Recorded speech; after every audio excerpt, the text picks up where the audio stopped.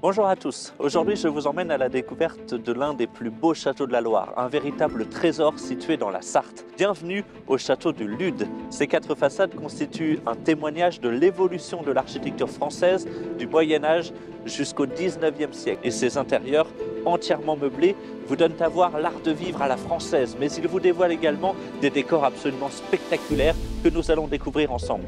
Partons à la découverte de ce joyau aux portes de l'Anjou.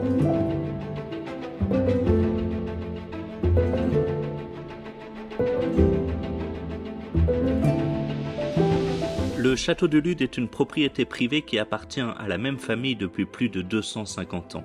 À une forteresse médiévale bâtie entre les XIIIe et XVe siècles succède un magnifique palais de style italien. De 1457 à 1685, la famille d'Aillon s'attache à transformer et embellir sa demeure.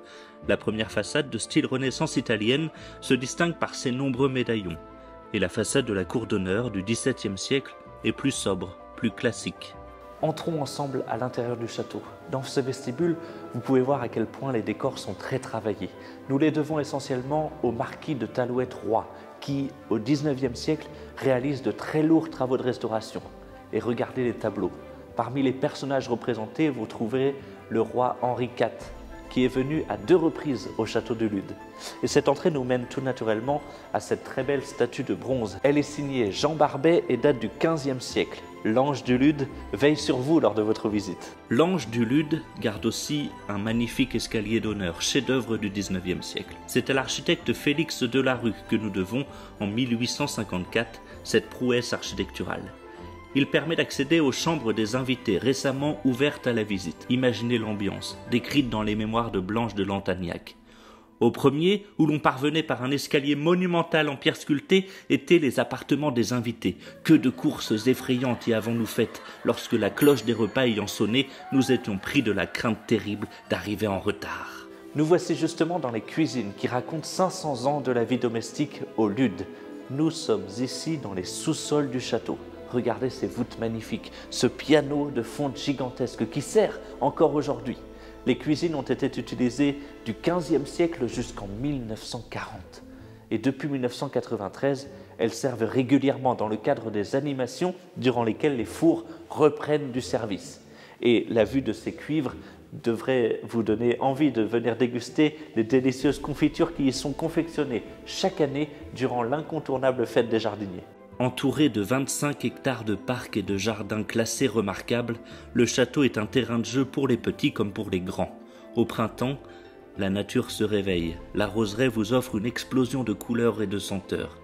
Elle se trouve sur le jardin de l'Éperon, face à la majestueuse façade néoclassique, œuvre de l'architecte Vincent Barré au XVIIIe siècle. Mais surtout, ne manquez pas chaque année la traditionnelle fête des jardiniers, un rendez-vous incontournable pour les amoureux des plantes au mois de juin.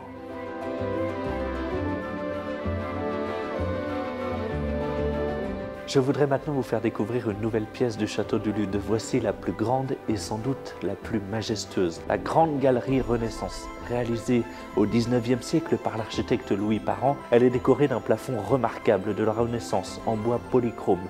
Et regardez cette cheminée absolument splendide.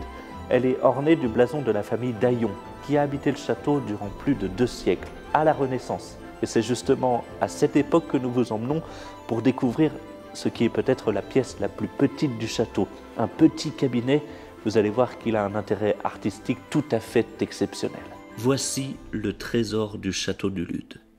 Caché derrière des plâtres et un faux plafond, il se dévoile en 1856 seulement, lorsque sont entrepris des travaux de restauration. Cette toute petite pièce, entièrement recouverte de peintures datées du milieu du XVIe siècle, est un studiolo italien, soit un lieu à l'écart du monde, dédié à la méditation.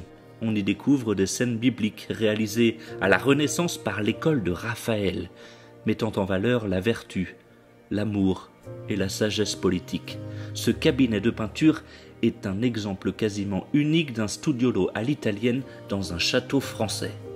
Je vous retrouve dans la bibliothèque du château qui abrite pas moins de 4000 ouvrages dont certains datent du XVIe siècle. Elle est construite au XIXe par l'architecte Delarue, le même qui réalise l'escalier d'honneur. On y découvre également l'arbre généalogique des Talouettes dont descendent les actuels propriétaires en ligne directe. Et aujourd'hui, ce sont eux, Jean et Barbara de Nicolai, qui vous ouvrent les portes de ce joyau du patrimoine situé dans la vallée des Rois.